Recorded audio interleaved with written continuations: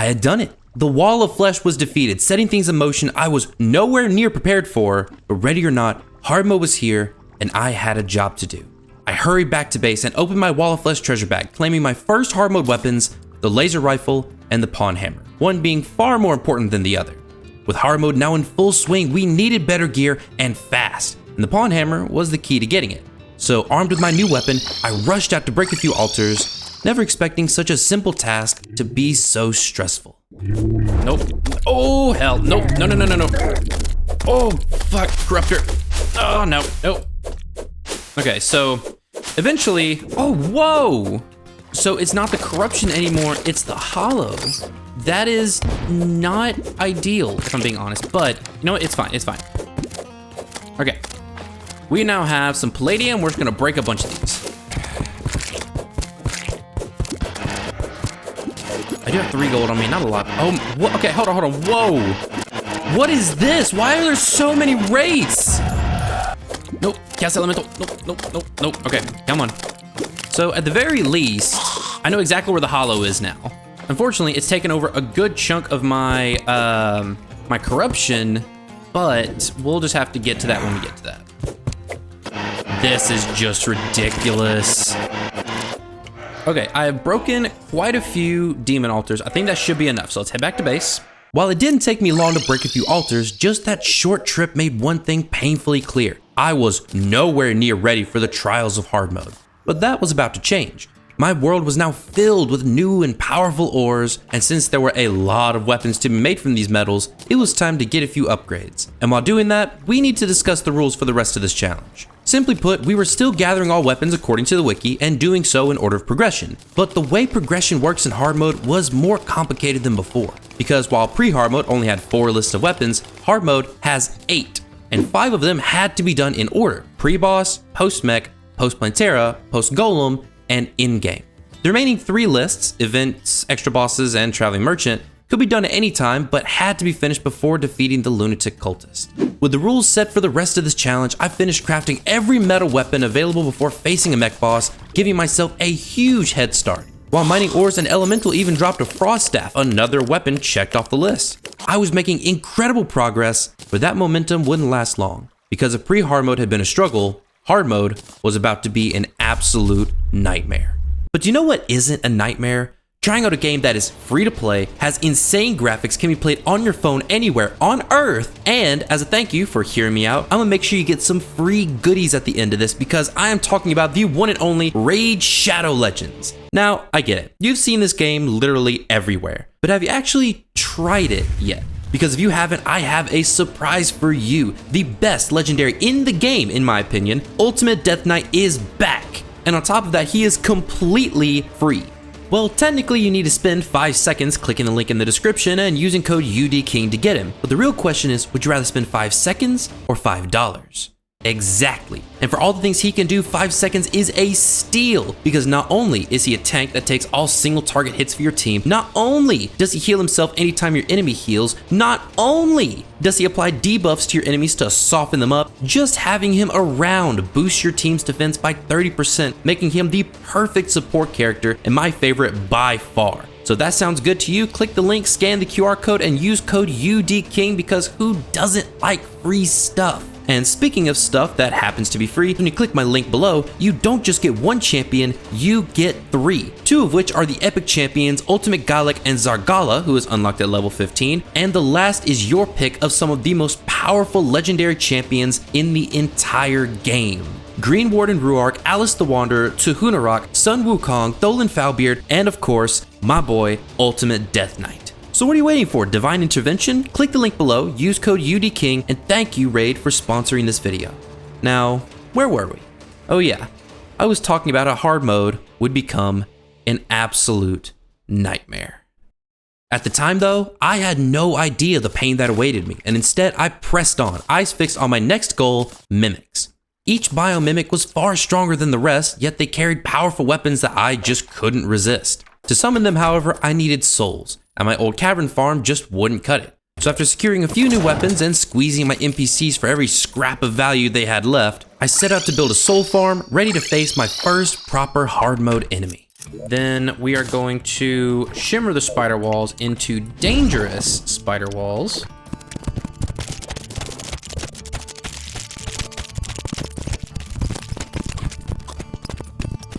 All right, I think this is gonna be my final setup for this farm. Ooh, wait, hold on. I just got a weapon, I got the poison staff. Ooh, hell yeah.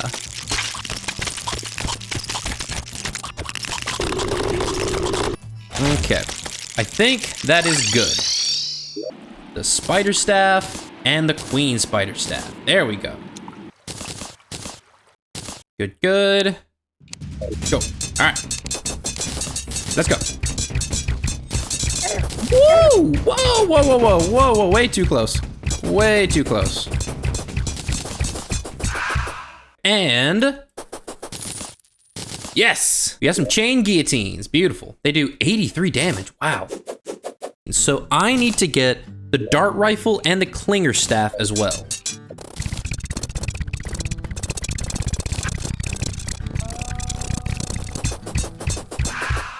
Oh, wait. Yeah. Okay, I got a dart rifle. Beautiful. Yeah, there we go. I got a clinger staff. And I actually just got a second one. I might make this farm more productive. I definitely feel like I should. Ooh, wait, that's a... ooh. Okay, nice. Ooh, wait. I just got a snowball cannon, let's go.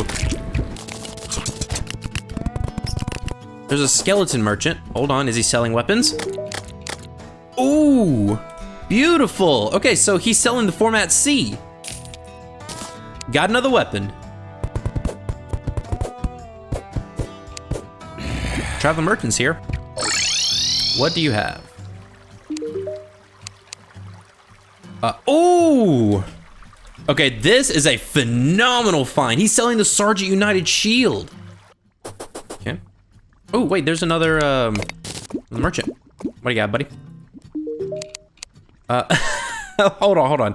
There's no way that the second skeleton merchant, just after I managed to purchase the first yo-yo, the format C, sells me the gradient. The farm now works, for the most part. Oh! What? I got a wand of sparking. And now if I stand here and I activate this, this will still, oh my god. And now I'm getting Souls of Light.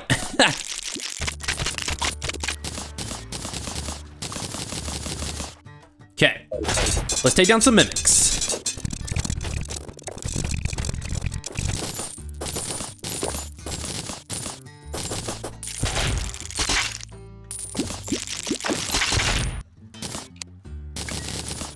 Perfect, all right. We are doing some really good progress here. With the proper soul farm setup and my better weapons giving me an overinflated sense of my own strength, I was finally ready to begin the challenge in earnest. New enemies and biomes meant new weapons and plenty of them, but I wasn't concerned. I had all the time in the world. Or so I thought. Soon I set out to gather what I could, unaware that I was about to face a problem I'd never even considered. A problem that, if left unchecked, would slowly drag my entire world into chaos. So I'm hoping that if I go down far enough, pixies will have spawned over here. You know what I actually need while I'm over here, now that I'm thinking about it? I need pearlwood for the pearlwood weapons. Ooh, pixies. Thank God there's some pixies, let's go. Yes, oh my, whoa! Holy shit, I almost died there. I'm gonna chill for a moment. Okay, let's go. Woo! Now that was intense.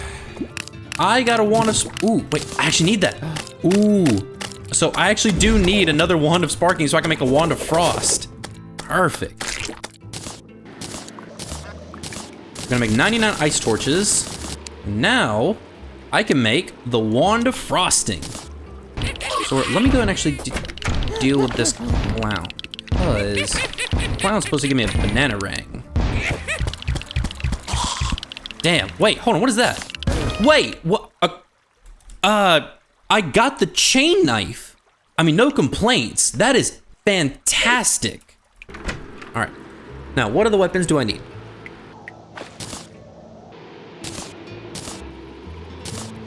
So now the question is, what should I aim for next?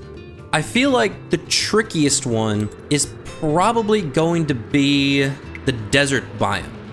I haven't been to my desert in a while. I'm willing to bet there's a ton of new enemies up there. So take a look. What? What happened to my villagers over here? Oh no.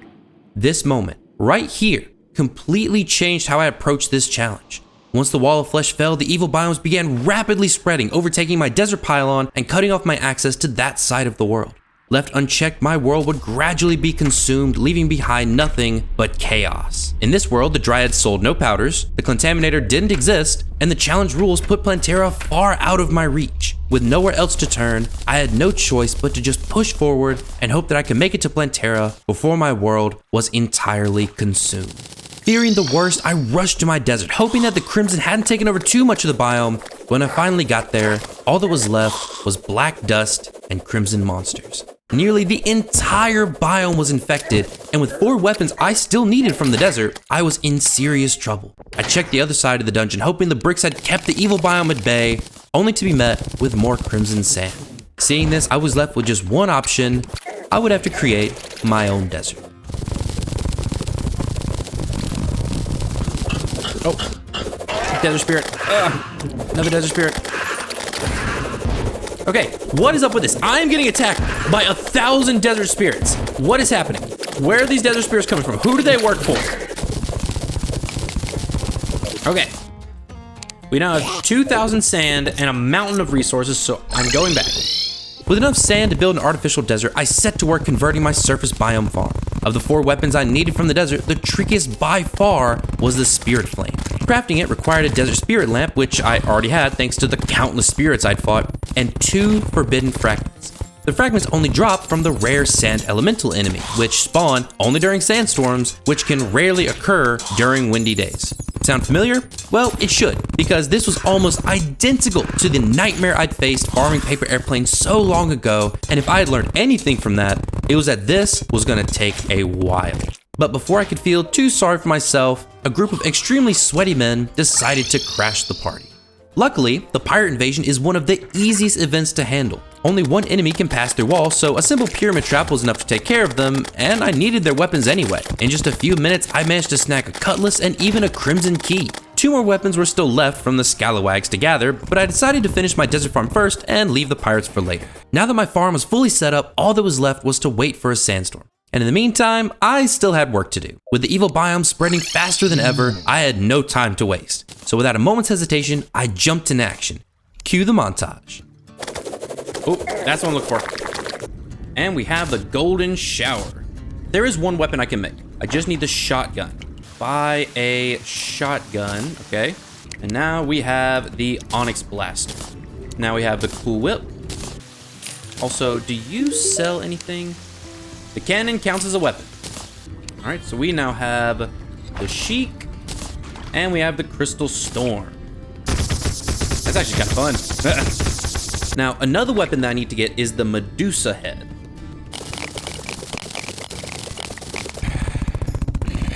Now, if I do this, beautiful. I'm seeing some marble-based enemies. Hell yeah. Okay, we're gonna do this right now.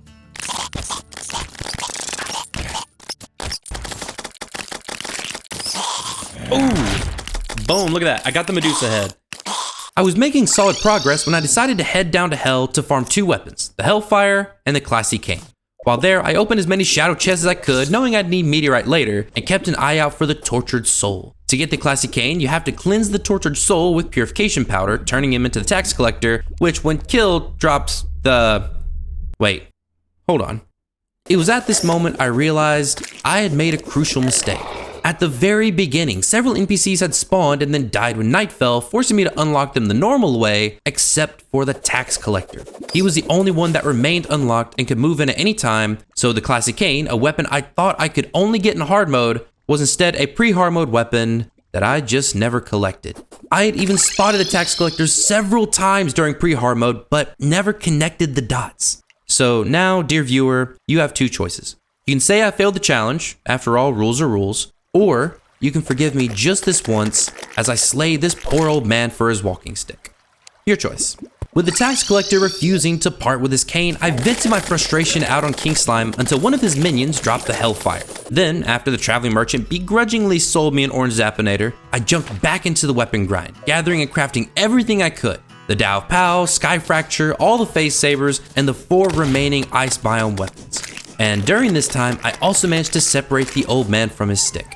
I was flying, and my luck didn't stop there, because after so long, a sandstorm occurred. Finally, I'd be able to mark the last desert weapon off my list, but while I sat there, the storm raging around me, nothing changed. No elementals spawned, no sand sharks, no sandstorm enemies at all. Eventually, the storm passed, leaving me more confused than ever. I mean, why didn't it work? There was more than enough sand to create a desert biome. I was sure of it. Chalking it up to the weirdness of this seed, I left the issue for future me to deal with and instead went fishing for the Blade Tongue and the Crystal Serpent. With only 9 weapons left before I could finally start tackling hard mode bosses, the pressure was mounting. Throughout all this time, the evil biomes had continued to spread unchecked, but every weapon I gathered brought me one step closer to slowing them for good. I paused to scan the remaining weapons, trying to plan my next move, and then I froze. One weapon I hadn't even noticed before had caught my eye, and at that moment I knew I was nowhere near the end, because the weapon I saw was the infamous Uzi. Its drop chance was absurdly low, and the only mob that could drop it was the elusive Angry Trapper. A rare mob paired with a low drop rate meant that the real grind of this challenge was just beginning. I knew the Uzi hunt would be brutal, but what I didn't yet realize was that it would be nothing compared to the torture still ahead. To make things easier, I planted jungle grass around my cavern farm to spawn jungle enemies, but there was a problem: jungle mimics. This powerful mob only appears in 2 seeds, and if I stepped away from my keyboard for even a second, I'd return to gravestones. My first solution was to teleport away whenever a mimic spawned, but constantly watching for them quickly became tiring. As if to make me feel better, the traveling merchant appeared and sold me a Gatligator, though it hardly made up for the long hours ahead. While speaking to the mechanic, hoping to find some sort of sensor or pressure plate to detect jungle mimics, I was suddenly alerted to an invading goblin army. Annoyed, I rushed my surface mob grinder to deal with them, but I'd forgotten 2 crucial things. This was hard mode, and the goblins had brought reinforcements. Oh, wait, yeah, oh, hell, they just won. Oh, come on, get to him. Fuck! Kill it, I want the Shadow Flame knife, come on. Yeah! Hell yeah, okay, I got the Shadow Flame Hex doll. Oh, man. Oh, there's another one, I'm about to die. Ah, yeah, there it is. I also need this, oh no. I feel like I'm about to get spawn killed quite a bit. Fuck. This is much more stressful than I thought. Let me run over here. Ah, damn it. Come on. Fuck, there's like 3 of them. This sucks. Come on, kill him. I need to get back to my farm. Ow. I think this is kind of working. Come on, kill him. Oh, and I got the Shadow Flame knife. Okay, the goblins have been defeated, finally. With the goblins finally dealt with, it was time. Settling into my jungle, I began farming and quickly secured a jungle key. Constantly watching for jungle mimics, however, was stressful, so instead of teleporting myself away, I realized I could just teleport the jungle mobs instead. I didn't need their drops, and this allowed me to focus entirely on the Angry Trappers. Soon, I had a fully AFK setup for farming the Uzi, but there was a catch. My farm didn't spawn many Angry Trappers since my spawn area was so small. Still, I decided to run with it, spending the next few hours AFK, constantly firing my bow at any trappers I spawned, and occasionally returning to eat so I wouldn't starve. Time passed, and when I returned, I dove down hoping to see an Uzi at my feet, but there was nothing. With such a low drop rate, I needed to increase trapper kills, but how? I searched for a dedicated Angry Trapper farm, but surprisingly, none existed. If I wanted a better setup, I'd have to build it myself. So after a bit of hard thinking and deep research, I finally had an idea.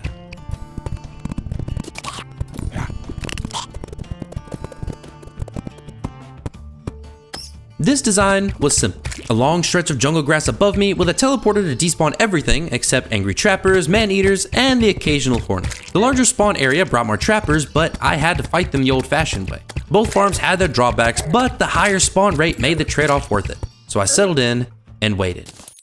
And waited. And waited. For hours, I farmed, hoping the Uzi would finally drop, but it never did. A wiki tip claimed that 230 angry trappers gave a 90% chance at the gun, and yet I'd already killed over 300 with nothing to show for it. The next day I kept at it, but I was getting desperate. I was so close, and yet this one weapon had stopped me in my tracks. At this point, I had killed hundreds of man-eaters and thousands of hornets in my quest to get one single Uzi, and I was exhausted. The day was coming to a close, and I wanted nothing more than to sign off and leave this problem until tomorrow. But I decided to keep going for just a little longer, and then, barely 15 minutes before going to bed, it finally happened. I'm gonna remove all of that. I'm gonna take another battle potion. I'm gonna definitely need more now.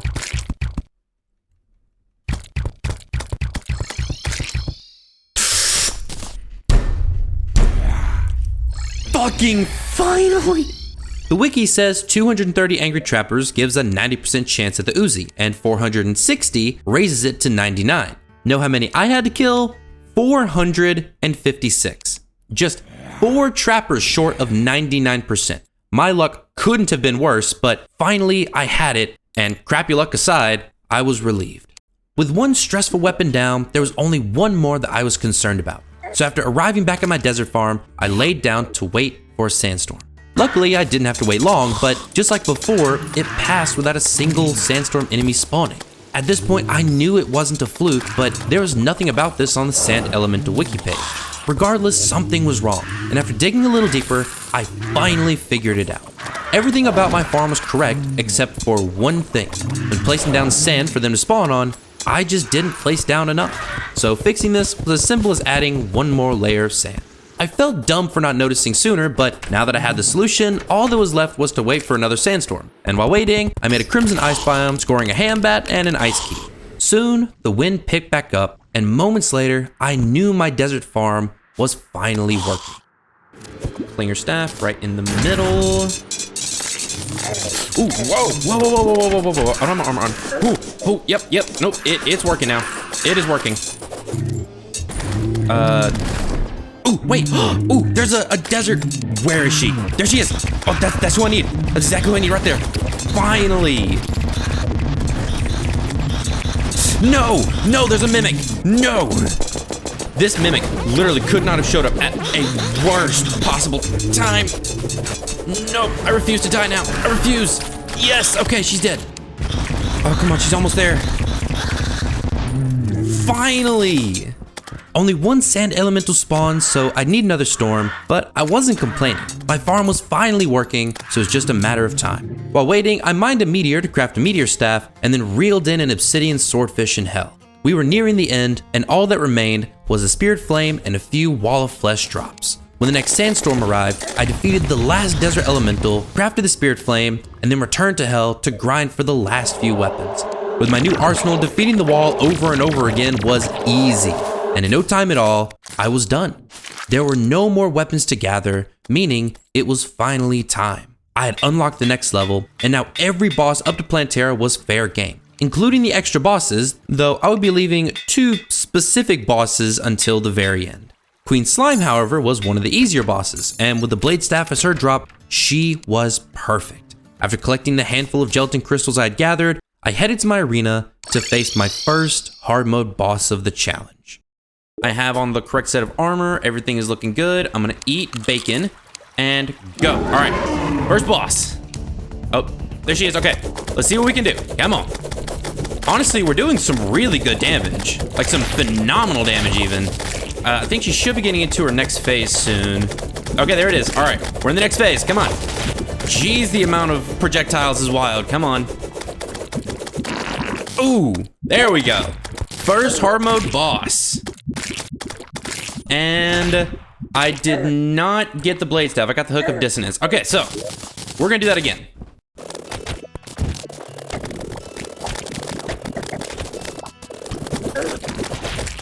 Now let's see. I got the Hook of Dissonance again. All right, we're going again, come on.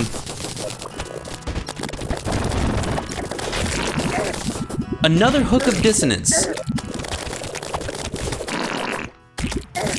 There we go, okay. Queen Slime was a breeze, but that was the last of the easy battles. To reach Plantera and halt the spread of the evil biomes, I had to defeat the almighty Mechdusa. On Master Mode, this fight alone would be insanely difficult, but unlocking the bosses also unlocked something else. 3 unique weapons that would quickly become my worst nightmare. The Arkhalis, Red's Throw, and Valkyries Yoyo. These weapons drop from their respective developer sets and each have a 12.5% chance of dropping from a hard mode treasure bag. But there was one giant issue. That nice 12.5% drop chance applies to any dev set. And with 18 different sets, the chance of getting one specific set drops from 12.5% to 0.69%. It's like if I was farming for the Uzi again, but that 1% chance was cut in half and each trapper had over 100,000 health. Unfortunately, no matter how brutal, it had to be done. So after crafting a few Mechdusa summons and upgrading my arena with the latest tech, I began what would become the longest, most grueling grind of my entire life. Ready, set, go. Oh hell, oh hell. Okay, that is not good. Okay, and nope. Okay, no, let's try the Daedalus Stormbow, come on. I am very glad that I installed the teleporters. Oh no, I'm about to die, I'm about to die. Nope. Ah. Okay. And go. I need to inflict him with the Ichor really quick. Okay, good. All right, now go. And go. Heal when I can. No, heal. No, go down. Shit. The nurse has arrived. I'm so sorry, but you should not have arrived. There is no way I just spawned Queen Bee. What the hell? Where did she come from? I feel like I'm about to die solely because of Queen Bee's ass. You suck. I'm about to die. I'm about to die. Ah! Okay, just gotta keep going. Ow. Nope. Ow. Nope. Okay, go. Okay. Woo! Come on. I'm close. Jesus, okay, one of them's dead. Come on, we're almost there. We're right there. Come on.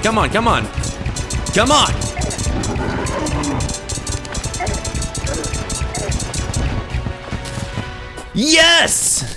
Third time's the charm. I finally defeated Mechdusa and got a Waffle's iron for my troubles, but my lucky streak wasn't over yet, because what happened next... Okay, that was a lot. But now... Oh, I'm so excited. What did we get from the bags? Okay. Ooh. Oh, I can't believe that actually worked. Oh wait, no, I did, look. I got the yo-yo. I got Valkyries Yoyo. I couldn't believe it. I got one of the dev weapons on my very first Mechdusa kill. I was speechless. Hoping it wasn't a fluke, I geared up, crafting a Drax, Mega Shark, and after mining a ton of chlorophyte in the jungle, a full set of turtle armor. With these upgrades, I defeated Mechdusa 2 more times, and using the hollowed bars and souls she dropped, I was able to craft all the hollowed weapons, along with the light disc, flamethrower, rainbow rod, magical harp, and the optic staff. Before diving back into the boss grind, I wanted a few more upgrades and to gather as many weapons as I could. So I spent some time in the jungle collecting more chlorophyte and maxing out my health with life fruit. While there, I found my pirate had moved into an abandoned house for some reason. Wondering why he wouldn't stay in my nice hotel and pay me rent, I bought a bunny cannon, and then back at base, I used my fresh ore to craft a batch of chlorophyte weapons, a super star shooter, and a true Excalibur. Also, a nice clown down a dark alley gave me his banana. Don't ask me why I wrote it like this, I won't answer.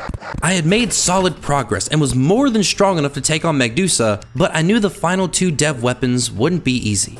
Rather than diving back into the grind, I decided to focus on what I could get now, starting with a true Knight's Edge. Since I needed both my Knight's Edge and the true Knight's Edge, I had to craft this sword from scratch. So after converting my cavern farm into a dungeon, I fished up another Muramasa, forged it into the true Knight's Edge, and even put together a Venom Staff for good measure. Things were going well, and in my efforts to further delay the inevitable, I decided to take on the Old One's army next. The event offered weapons I would eventually need, but for now, my goal was the 4 canes sold by the Tavern Keep. Having faced the army many times before, I was confident it would be a piece of cake, though it wouldn't take long for me to discover just how wrong I was. And here we go. There we go. What are these guys? Kobolds. Those guys are new. Ooh, these guys are harder to beat. Ooh. Oh my god, these wyverns. No, go away. I have some like strong weapons and yet I am not dealing any damage. Oh my god. Okay, this is wild how difficult this is. I'm about to die. There's no way I can win this. Yeah, I'm gonna have to rethink how I defeat these guys. And that should be it. So yeah, let's try this again. So yeah, that is much better. Yeah, I'm definitely not winning, but I'm hoping I can get far enough. I am like going for it and failing miserably. Okay. You know what? I'm gonna try my damnedest. Ooh, wait, there's a boss. Hold on. There's a boss. Is it it's an ogre. Ooh, come on. I want to kill this guy before I lose. I'm using the star. I'm using the star cannon. Come on, kill him. Yes, he died. Yes, I got his weapon too. I'm gonna mark that off though. I deserve that. And let's do it again.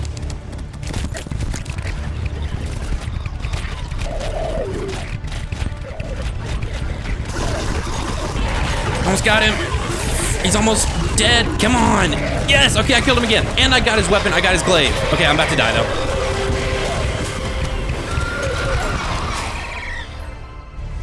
So I'm gonna go for the Ballista Cane. I'm thinking the Flame Burst Cane.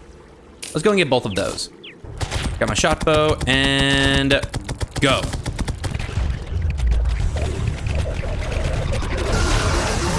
Okay, he's dead. Yes! Yes, and I got the Tomb of Infinite Wisdom. Look at that. And go again. Ooh! And I got the Sleepy Octopod. Hell yeah. The last ones I need is the Explosive Trap Cane and the Lightning Aura Cane. With the Tavern Keep's weapons in hand, I was nearing the end. So I collected the Alettes from my cavern farm, built a cozy mushroom house in space, and when the living Portobello appeared, I bought the 2 weapons he offered. And then, finally, after grinding in hell for over an hour and accidentally summoning Queen Bee twice, a devil dropped the Flower of Fire. Just 2 weapons left, but no matter how close it looked, I knew I was still miles away from the finish line. I was determined to push on though. So after crafting 15 Mechdusa summons, I went back to the arena and summoned my worst enemy. Yeah, let's go. There we go. Yeah, messing up the destroyer. Okay, destroyer is down. Perfect. Focus on Skeletron. So now Skeletron's down, and now we focus on Spasmatism, because he's the simplest one to take out to begin with. Luckily with Retinazer, I can just AFK. I can literally just sit here and just tank it.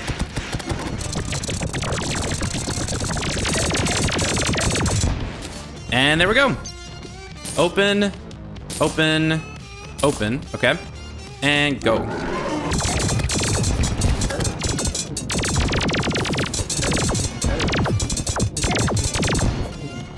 One, 2, 3, and we got nothing from those.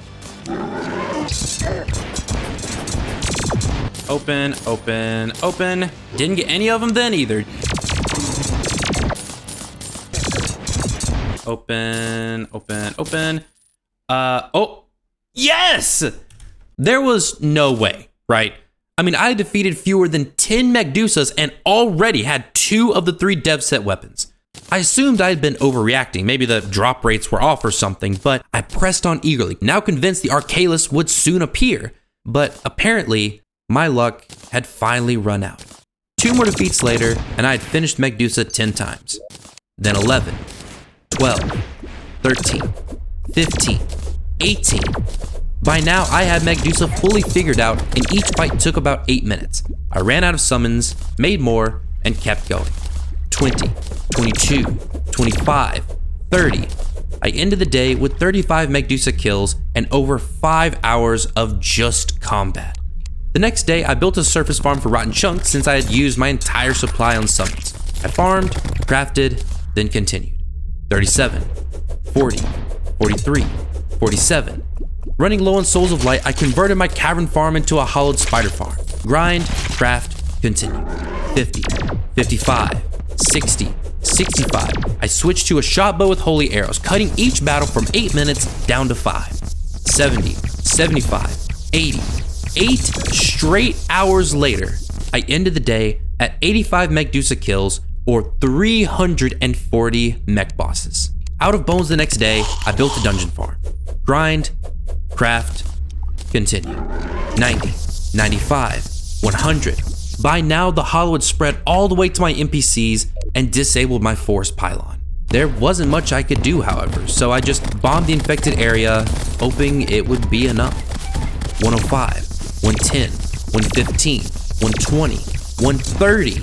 At 134 Mechdusa kills, I ran out of bones again. And on the way to my farm, I saw my cavern pylon was now consumed by the hollow. This issue that I had hoped to fix before it was too late had gotten completely out of control and had taken over most of my world. But all I could do was remove what I could and keep going. I had defeated 134 Mechdusas, 536 mech bosses, but somewhere around the 50th Mechdusa, I had stopped talking altogether, instead staring blankly at the screen, going through the motions to farm a boss that had been reduced from a huge obstacle down to a minor annoyance. I still loved this game with all my heart and was determined to see the challenge through. But when I say I wish I could go back to the Uzi, I mean it. That was nothing compared to this. I had time to defeat another 11 Mechdusas, yet after being rewarded with nothing for the 1000th time, I didn't say anything. I just turned off the game and went to bed, knowing that until I got the Arkhalis, nothing would change. That night, as I slept, something happened.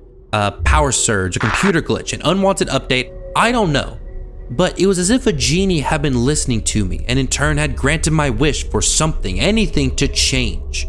But as anyone who knows anything about genies could tell you, you should always be careful what you wish for. When I woke up the next day, everything was normal. When I tried to open my world that I had spent months on, grinding and fighting for every scrap of progress, I was met with this. Load failed, no backup found. I stared at this screen for what felt like hours, slowly realizing that my entire world, everything that I had worked on up until now, was gone. The world file was corrupted and couldn't be fixed. It wasn't until I examined the world file closely that I noticed a previous version existed. With nowhere else to turn, I booted up the file, hoping I hadn't lost too much progress. When I finally loaded in, my worst fears were confirmed. The latest version had reverted all the way back to when I was grinding for the Uzi, erasing weeks of progress. In a panic, I checked my weapons chest, praying the Uzi was still there, and thankfully, it was. If I had to grind for it again, I probably would have given up on the spot. The only silver lining was that while the world file had been corrupted, my character was fine. I still had my turtle armor, weapons, and the mountain of bars and souls I had earned from Mechdusa. That said, the weapons I had on me back then, my spider staff, marrow, and shadow flame knife, were gone, and I would have to obtain those as well all over again. Now, you've seen me do this already, so I'll spare you the details. Just know that over the next several days, I went back through the motions, gathering all the weapons I had lost, working my way through the lists until I was finally back to where I had been before. Except, I wasn't. My luck with the first 2 dev weapons was long gone, and I was now back to square one, having to get all 3 weapons all over again. Remembering the pain, the grind, the mind-numbing, repetitive battles, and knowing that none of it mattered and that I'd have to redo all of it all over again, I caved. I built an invincibility machine, farmed 50 Mechdusas, and got the weapons. I'm not proud of it, but with my entire world being corrupted and sending me back to start, I felt I had a pretty good reason, but more than that, I was just so ready to put this chapter behind me and move on to new adventures. Because now, after so many setbacks, I had finally reached Plantera. My sense of adventure, my enthusiasm, I could feel it all coming back to me as I rushed to the jungle to build an arena for the big plant. It was a wild ride to get to where I was, but now that I was here, I was ready. I downed my potions, broke the bulb, and took on the boss I had set my sights on so long ago.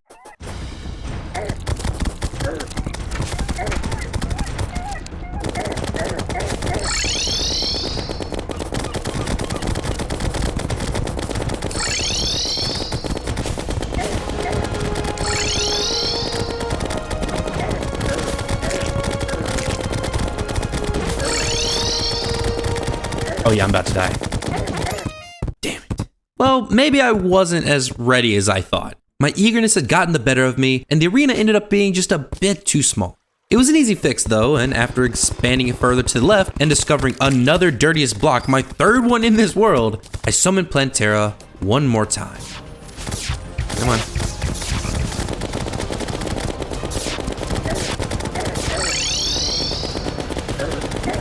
Okay, we got her in the next phase. Come on. Where is she? There she is. Come on. Ooh. Ow. Don't need to rush. Don't need to take chances. Nothing like that. I just need to win. Yes! There we go. Okay. Finally. The evil biomes will no longer be spreading. I don't have to stress about them anymore. And if I'm lucky, I might get a weapon here. Ooh, check that out. The Venus Magnum and the Unpleasant Pygmy Staff. Beautiful, 2 weapons right there. With Plantera down and 2 of her weapons in my pocket, I could finally breathe. The evil biomes wouldn't spread as fast, and now I actually had time to make it to the end and beat this challenge. But that wasn't the only thing Plantera's death gave me. Her defeat changed this world in several different ways, but the part I was most interested in was the dungeon. See, the dungeon contained my favorite weapon in the entire game, and as luck would have it, I already had the key. Or rather, I had 5 keys. All that was left was the desert key, but before I could farm for one, 2 new NPCs decided to pay me a visit. Check it out. Proximity mine launcher, very nice. We also got ourselves a landmine.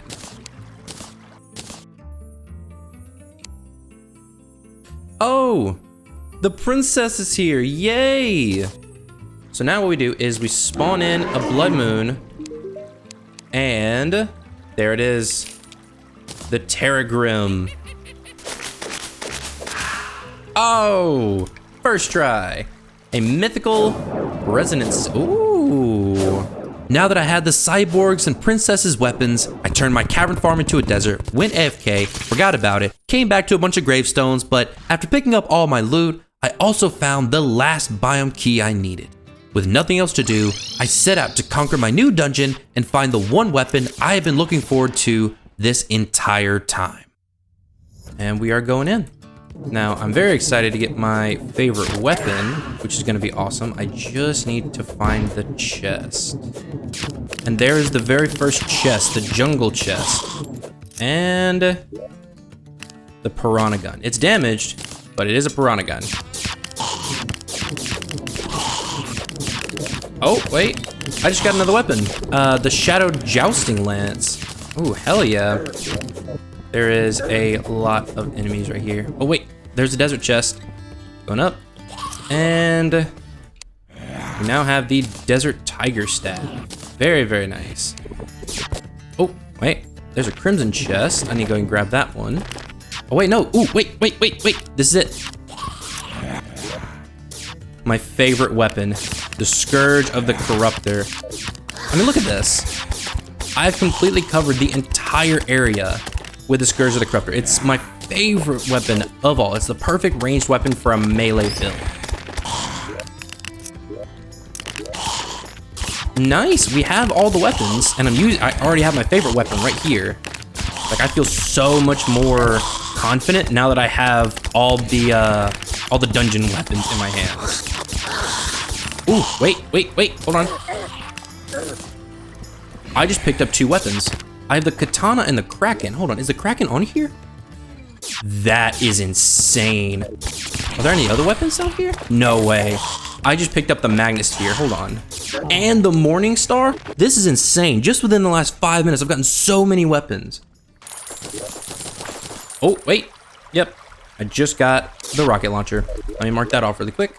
Just within the last hour, I had found so many weapons, but none were as important to me as the Scourge of the Corruptor. In addition, I had also picked up a new material, ectoplasm, and to make use of it, I purchased an auto hammer from the Porcini, crafted up my first few Spectre bars, and turned them into the Spectre pick and the Spectre hamax. Since I now had the auto hammer, I also whipped up some shroomite bars for a pair of digging claws. I was making great progress compared to the hell I had been dealing with before, but I wasn't done yet. I had already collected a ton of weapons for the dungeon, but it held so many more, and to get them, I would need a farm. Different enemies spawn in front of different dungeon walls, meaning to gather all the weapons, I would need all the walls. So after crafting the different ones I needed and shimmering them so they could spawn enemies, I rebuilt my dungeon farm and got to work. Okay, and let's go and run this and see exactly how effective it is.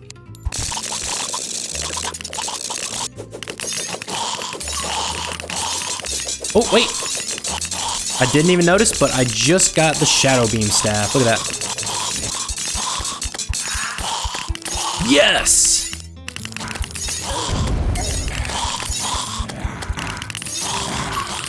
One more weapon. One more, and it is the Spectre Staff. It wasn't long before the Spectre Staff appeared in my inventory, completing my collection of dungeon weapons. All that remained were Plantera's drops and the infamous Terra Blade, and then I could finally take on Golem, the last major hurdle before Moonlord. Unfortunately though, I would have to craft the Terra Blade from scratch, which meant more fishing in the dungeon for a Muramasa. After a few crates, I finally got one, but I decided to keep fishing for another one since towards the end, I would need a second Muramasa for the Zenith anyway. Soon after, a traveling merchant appeared selling a pulse bow, and once back at base, I opened the extra crates I had fished up, and the Terraria gods decided to bless me with an enchanted sword, saving me a ton of fishing later. And then, after a short while of crafting different swords together, I finally got myself a Terra Blade, meaning all that stood between me and Golem was Plantera.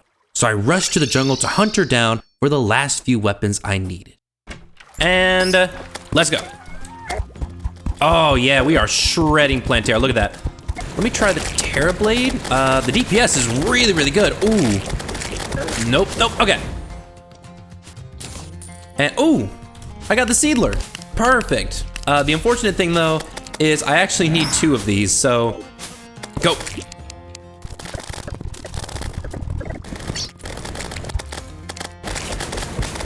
All right, Plantera's down again.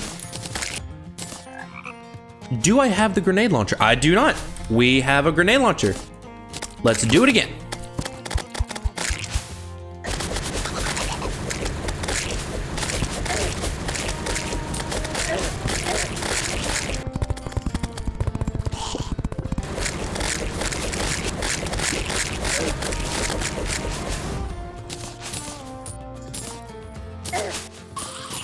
After several hours of farming bulbs and some mildly aggressive gardening, Plantera finally dropped her axe, marking off the last weapon I needed before Golem. I kept farming her for a while though, just long enough to get a second Seedler for the Zenith. Once it dropped, I was finally done with the oversized plant and ready for the final stage of progression, Golem.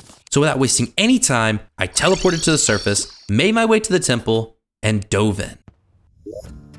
Check it out, we got our first solar tablet fragment and a lizard furnace. Very, very nice. The thing I'm really needing it though is that lizard cell, so.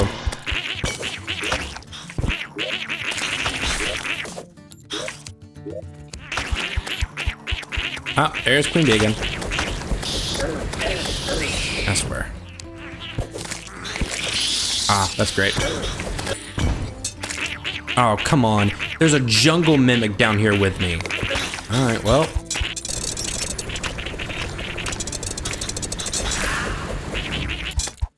All right, well, there's another jungle mimic.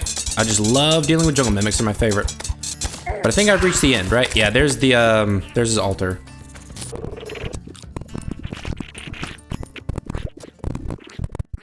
All right, well, first golem attempt. Do I have everything I need? Everything is set up.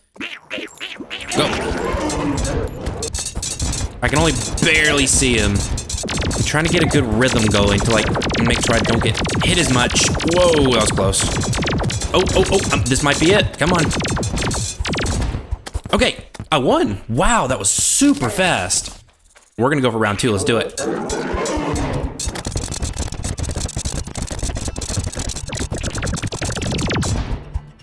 Let's go ahead and open these up, see what we got. Ooh, check it out.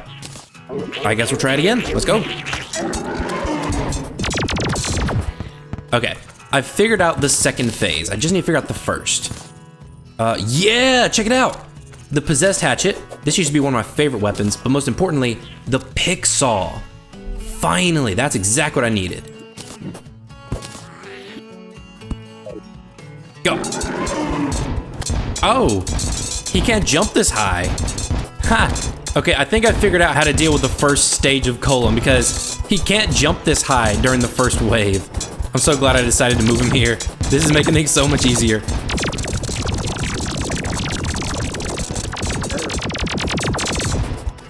That went so smoothly. And I just got the Golem Fist. Progress, progress, progress, progress. Moving Golem Spawner to my arena made a huge difference, and it wasn't long before all of his loot was in my bag. Now only 4 weapons remained, all sold by the Tavern Keep. Defeating Golem had unlocked the final phase of the Old One's army, and while the event now offered new weapons I'd eventually need, my focus was once again on the staffs being sold first. So after crafting a set of beetle armor, I faced down the Old One's army, knowing I probably wouldn't win, but confident I could at least earn a few Defender's medals.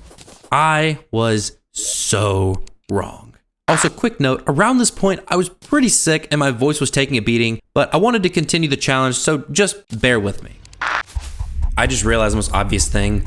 I don't have a ballista rod on me right now. I don't have any of my actual sentries, so it's just me and my weapons.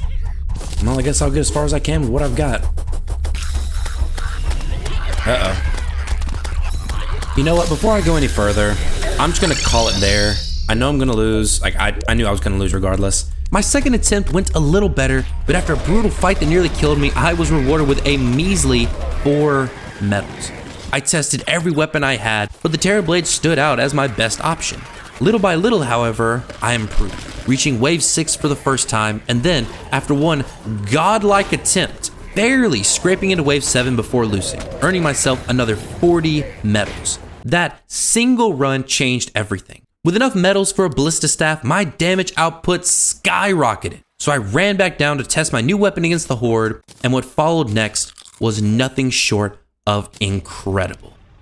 First time with the new ballista staff. This is gonna be exciting. I'm immediately noticing the difference with the ballista staff versus the ballista cane. I'm dealing so much more damage now. Yeah, I'm definitely doing much better this time around. I'm able to hold my own for the most part, though I am still very close to death. Please, as many of these as I can. These things are my lifeline at this point. Betsy! Oh, Betsy! Betsy, Betsy, Betsy! Oh shit. I don't know her attack pattern. I don't know nothing about her. Ouch. If I can kill her, I can get a really good weapon. Come on.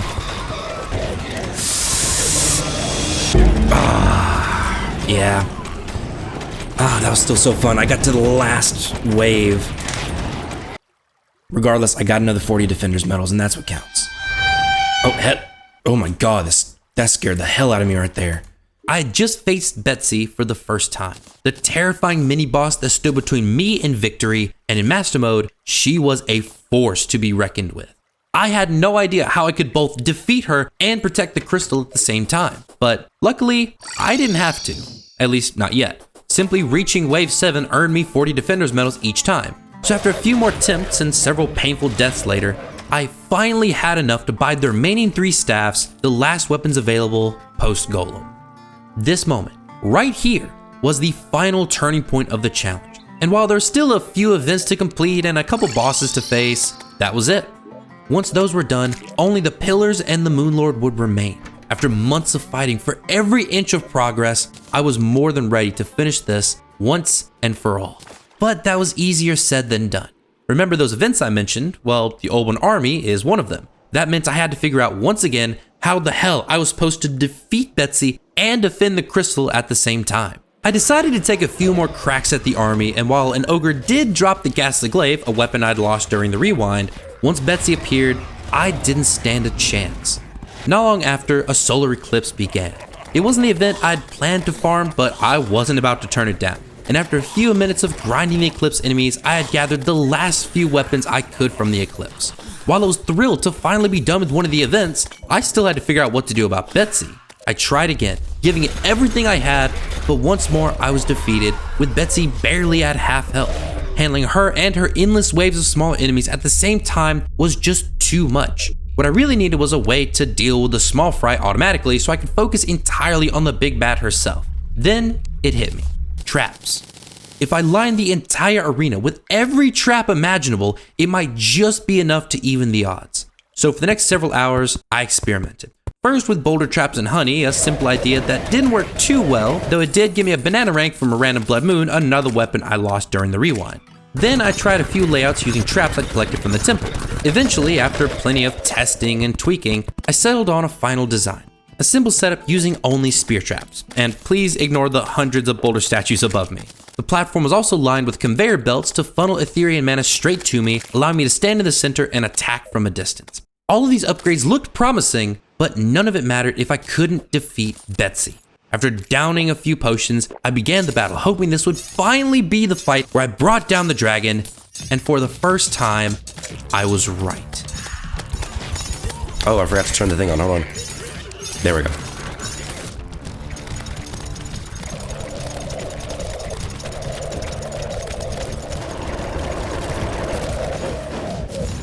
Just go and go up. Here we go.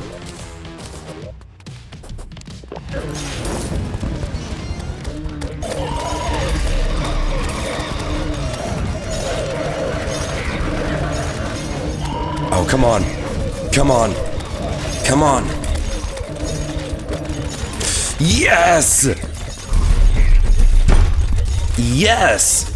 I finally cracked the code, and the dragon was no more. Opening her bag, I claimed Betsy's Wrath, her first weapon. Hoping my victory wasn't a fluke, I took on the Old One's army again, and once more emerged victorious, this time earning an aerial bane. Now that I knew her patterns, it was just a matter of farming Betsy for her weapons, and that's exactly what I did. Defeating the army over and over again until I got the last weapon I needed from an ogre and collected every weapon Betsy had to offer. The army had pushed me to my limits, but with that challenge finally behind me, I could move forward. Next, I defeated a goblin army for a Shadowflame bow and knife, and then I moved on to the pirates. I still needed the pirate staff and coin gun, so using my last few summons, I quickly took care of them. Luckily, a Dutchman dropped a pirate staff, but I was still short one weapon, and now I had no more summons. I decided my best course of action was to build an ocean farm to get more pirate maps, but before going too far, something happened that changed all my plans. Oh, wait. Martian probe. Yep, this is what I wanted. We're going home.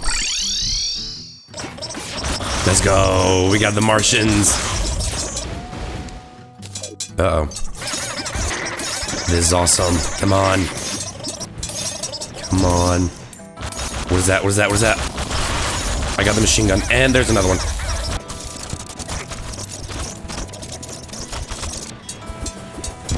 Okay. We got 2 laser machine guns. I was hoping to get a different weapon. Not too shabby, though, for the first Martian invasion. Hell yeah. Thinking the Martians were done for the day, I went back to build my ocean farm when yet another probe appeared. I wasn't complaining though, since I still needed quite a few weapons from the undocumented aliens, and Martian probes were a pain to find. One invasion and an influx wave were later, and I was finally able to finish my ocean farm. Running it gave me 7 more pirate maps, which I immediately put to good use. It was around this point that I also started occasionally receiving goodie bags from enemies, a result of Halloween only being a few weeks away. Opening a few got me some rotten eggs, but other than finding that one weapon, I was getting no other results from the pirates. Dutchman after Dutchman, none of them wanted to drop me a coin gun. But on the very last pirate map I had, at the very end, I finally got it. Not from a Dutchman, but instead from a random pirate. The odds of that happening were absurdly low, but I wasn't about to complain. Side note, while writing this script, I discovered that the princess will actually sell pirate staffs and coin guns during certain moon phases, so if you decide to do this challenge, save yourself the trouble and just buy them. The plan was now to finish any remaining blood moon fishing, but first I decided to rebuild my ocean mob farm. The first one had been slow, and while I didn't need more pirate maps, I knew a super efficient mob farm would be essential later, though you'll have to wait to find out why. Once that was done, I summoned a blood moon and got to fishing. Before too long, a skeleton merchant appeared selling a slap hand, and then I started reeling in the enemies. Normally, fish blood moon enemies are pretty difficult, but since I now had some of the most powerful weapons in the game, I made short work of the critters. Now, all that was left for events was a few more weapons from the Martians, the Pumpkin Moon, and the Frost Moon. Since probes were rare and tricky to find, I tackled the Martians first. So for the next couple of hours, I would fly around in space at the edges of the world waiting for a probe to spawn, and when one did, I would go back to my surface farm to deal with the enemies. Rinse and repeat. Since most of the weapons I needed were dropped by flying saucers, I eventually figured out that if you want more saucers to spawn, all you have to do is teleport a far distance away and then teleport back. And if you just so happen to be teleporting vertically, you might see this happen. Okay, well, there's another,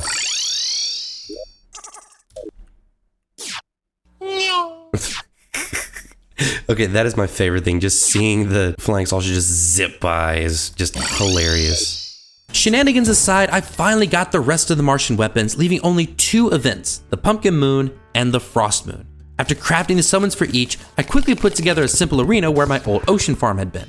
Beyond that though, there wasn't much prep I had to do. So I tackled the Pumpkin Moon first, and honestly, there's not really much to talk about. I mean, sure, the pumpkins were a little tricky, but with the arsenal I had, none of the enemies gave me any real trouble. So after grabbing the last couple weapons I needed from the Pumpkin Moon, I set up a simple AFK Harpy grinder, and less than 20 minutes later, I got it. With only 1 event left in the entire game, I was ready. The Pumpkin Moon was a breeze, so I knew the Frost Moon wouldn't be any different. I had no idea what was in store for me. And let's do it. Oh, I'm already at wave 5, Jesus. God, this farm setup is fantastic. Ow, ow. Whoa. Ow, ow, ow, ow, ow, ow, ow, ow. I have underestimated the Frost Moon. I make this mistake every time. Oh, wait, I do see a weapon, hold on. Okay, I just got 2 weapons. I got the Christmas tree sword and the chain gun. Sand is down, okay. We have our first ice cream. Is that what they're called? Ice Queen. Sorry, I thought it was like an ice cream kind of situation. Ow. Ow. Oh.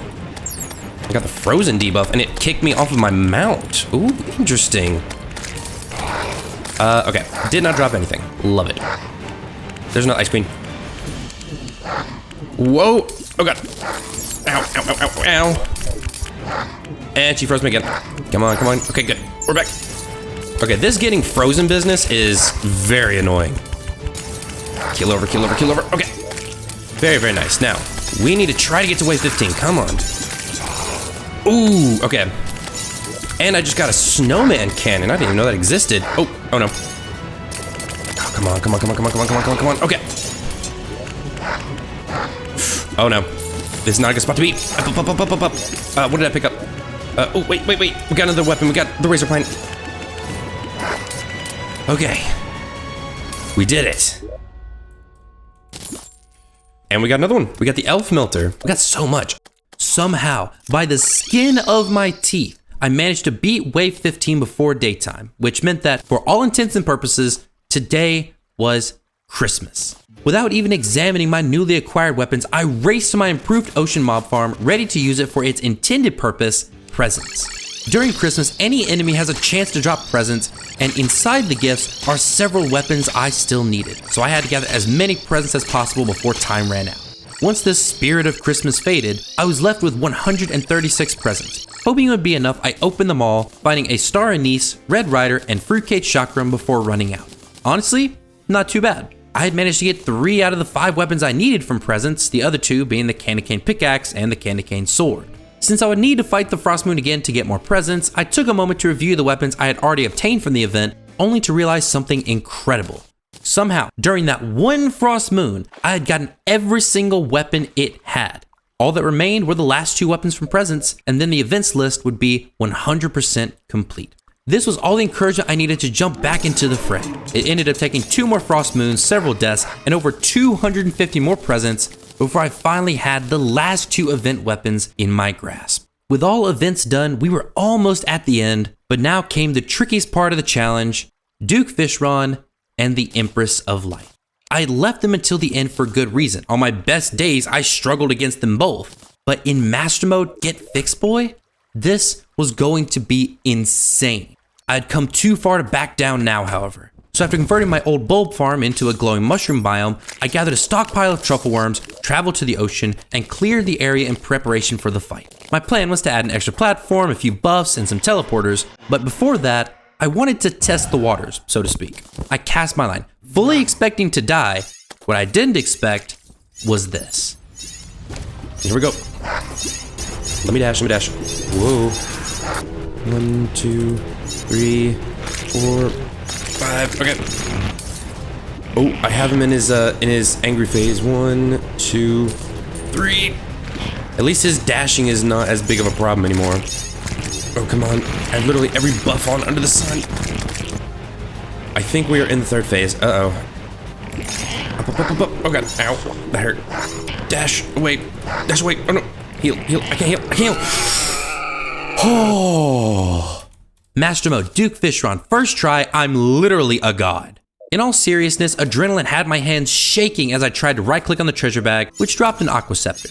A decent weapon, sure, but I needed so much more from the big fish. After stealing my nerves, I fought him again, and again, somehow squeaked out a victory. I then tried a third time and came out with another win. It wasn't until the fourth attempt that my luck finally ran out, but 3 wins against the Duke without building an arena, that was nothing short of awesome. Unfortunately, I still needed several weapons from the Duke, and while fighting Mano y Mano was invigorating, I still needed 2 other weapons from him, and I was done asking nicely. So after adding a second platform and some teleporters, I grinded Duke Fishron for about 30 minutes until he finally dropped me a Tsunami and a Tempest Staff. I was thrilled to be done with the Duke, but I knew what came next wouldn't be so easy. In fact, it would shape up to be the most difficult, most grueling, most painful part of the entire challenge. I had delayed the inevitable for as long as I could, but now there was no escaping it. I had to face the Empress of Light. First, I converted my surface farm into a hollowed biome. Second, I gathered a handful of prismatic lacewings. Third, I added a massive patch of pearlstone to my boss arena. And then, finally, I summoned the terrifying, wrathful, all-powerful Empress of Light herself. Here we go. Nope. Oh, there's a fucking mimic. No. Up. Okay, mimic's down. It's going pretty well so far. So far is the key word here. Grab the heals. We need those. Dash this way. Up. Oh. Nope. Oh, she got me once. Okay, we're good. I think we got this. Up and over. That actually went super well.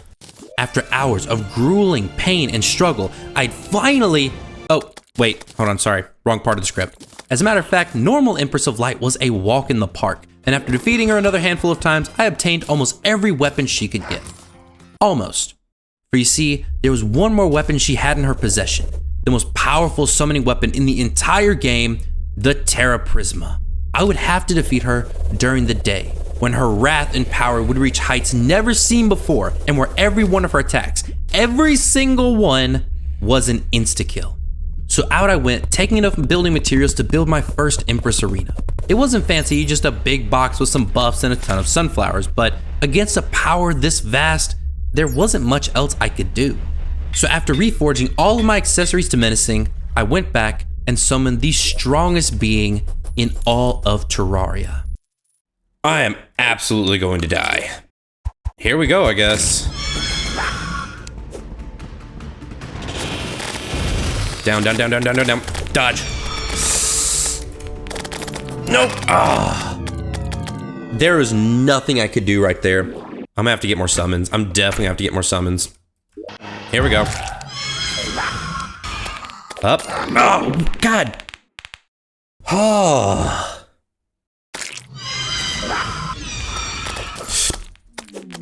No. Ah. Go. Ah, okay. I'm understanding it a little bit more. 4 fights, 4 deaths. I told myself that if it weren't for the reduced gravity from being so close to space, I might have made more progress, but complaining about something I couldn't change would do me no good. Then an idea struck. Maybe I could change it.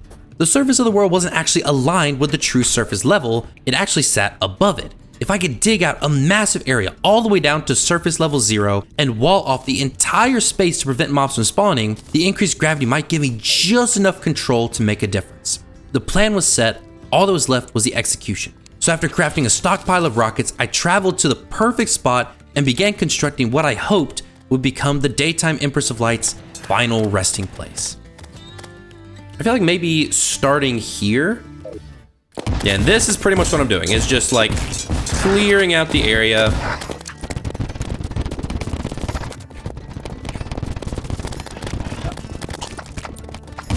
And technically, I am cleaning up the world because this is all corruption that I'm blowing up. So the only true world purification, when there's no more world to corrupt, the world will be pure.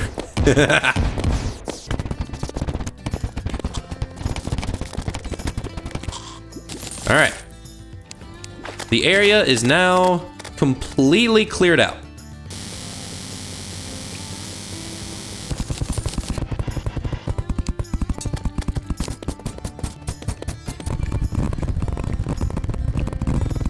And you know, I'm gonna pause the video and we'll come back to this when it's done.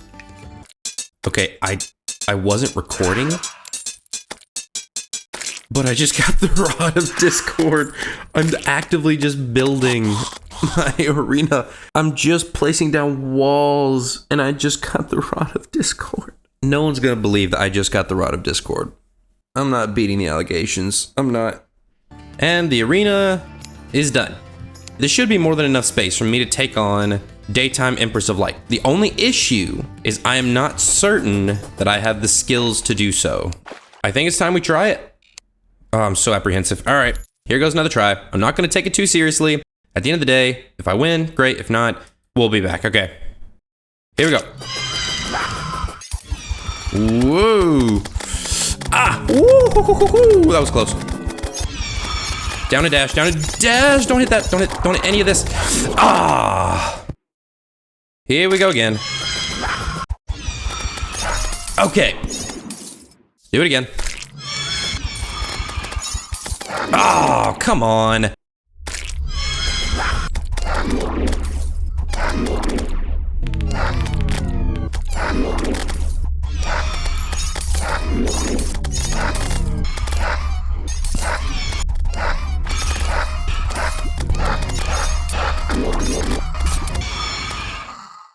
For hours on end, I fought, studying her patterns, testing new ways to dodge her attacks. Eventually, I cracked her first phase and could consistently bring her below half health, but that was it. Time and again, I hurled myself at the brick wall that was her final phase, hoping to break it down, only to be stopped cold every single time. I just couldn't beat her. I tried every loadout, every weapon, every strategy I could think of, but nothing worked. I could see the future. Weeks of endless battles, so close to the finish line, yet never reaching it, just like before. My anxiety reached an all-time high. I was desperate, trying to think of any way I could increase my damage, when a thought occurred to me, something I had never thought before. Instead of getting stronger, could I instead make her weaker? What was the main way she kept killing me? Obviously her projectiles. But the thing is, there's a limit on how many projectiles can exist in the world at once. So what would happen to her if that limit was reached? To test this, I grabbed my flare gun from the trophy room, bought an absurd amount of flares, and then once back at the arena, I shot 1,000 flares into the ground until my gun wouldn't work anymore. Holding my breath, I summoned the Empress of Light, and within seconds, I knew it had worked. None of her shots could spawn while the flares existed, and even though I died to her dash attack soon after, I knew I finally had her. So after summoning a ton of ravens and shooting more flares to fill up the projectile cap, I finally defeated Daytime Empress of Light, claiming my prize. I was relieved to finally be done with the Empress, and though I was thrilled to hold the Terra Prisma at last, I couldn't take pride in the way I got it. For the sake of the challenge, I had to obtain it somehow, but since it wasn't a fair fight, I resolved not to use it for the remainder of the run. It was a weapon of immense power, but I had no right to wield it. And now, at last, only one obstacle remained between me and the finish line: the Code 2. and the only way to acquire it was from the traveling merchant. It seemed only fitting that the devil himself would be the final roadblock between me and victory. With the finish line so close I could taste it, I spent the next hours sleeping, only waking to check what my local con artist was offering. Once, twice, 3 times he appeared, each time taunting me, knowing he was the only one standing between me and the end, but I didn't care. I was too close now, and no amount of teasing could shake me. Finally, after a few more attempts to toy with me, he relented and sold me the last weapon I needed. I had done it. Nothing else stood in my way. Now, there was only one thing left to do. I traveled to the dungeon, steeled myself, and took on the final part of this challenge, the end game. Let's get it going.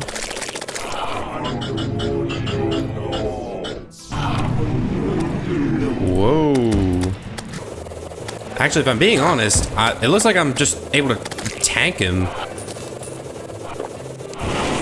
Okay, and we're in. Okay, I'm going to go home. All right. What is this pillar placement? That is kind of weird. All right, we are now close enough to the solar pillar that solar enemies should start spawning.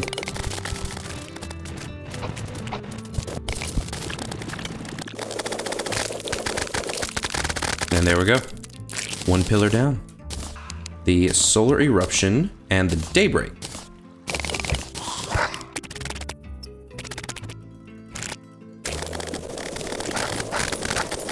So we're gonna make the cell staff and the dragon staff. The nebula arcanum and the blaze. Before taking out the last pillar, I want to go ahead and grab all the potions I'm going to need. I'm going to go ahead and figure out what I'm doing from Moonlord, and then we are going to go from there. I think I'm as ready as can be.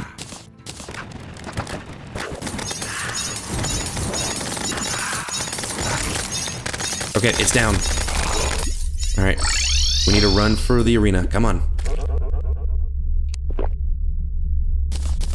Okay, I'm ready.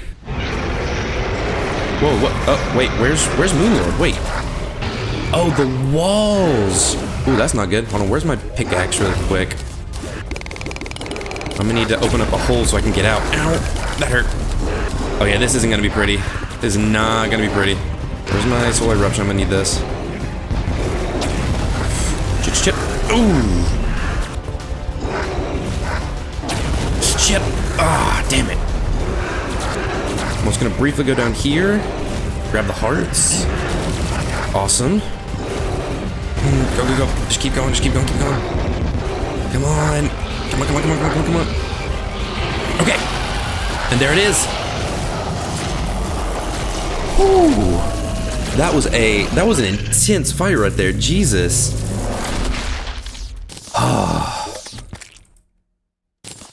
And check it out. We got our first couple of weapons. We got the Celebration Mark II and the Terrarian. We do also have the Celestial Starboard, which is kind of awesome. What I would like to do is rethink my arena really quick, and hell, I might use this. There we go. Let's do it.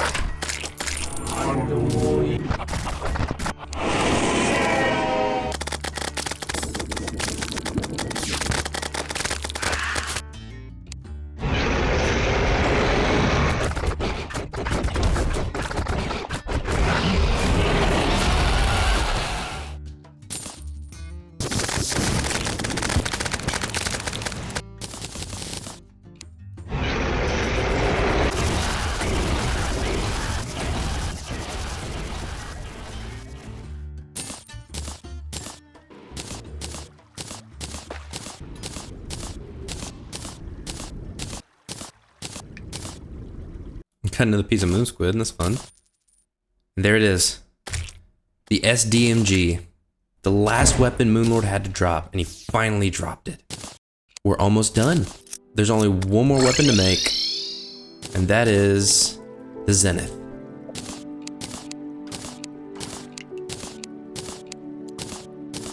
Then I think the last part is the Terra Blade. true Excalibur. We have a Knight's Edge. We're gonna make the true Knight's Edge, the Terra Blade, and then to round off several months of work to finish the challenge once and for all, finally, we have the Zenith. The Terraria All Weapons Challenge was complete. I spent some time organizing and decorating my trophy room using the new ores and souls I'd gathered throughout my journey, and when I was finished, it looked magnificent. It took us a long time to get here, but now that it's over, I just wanted to say thank you. Thank you to every single one of you who stuck by me, cheering me on while I battled challenges both in games and in life. It means more to me than I could ever put into words, but if I had to try, I would say thank you for joining me on my adventure, and I'll see you in the next one. Take care. Psst. Also, don't forget to use my link to download Raid Shadow Legends to get 3 free champions if you're a new player. Okay, yeah, that's it. Thanks for watching the video.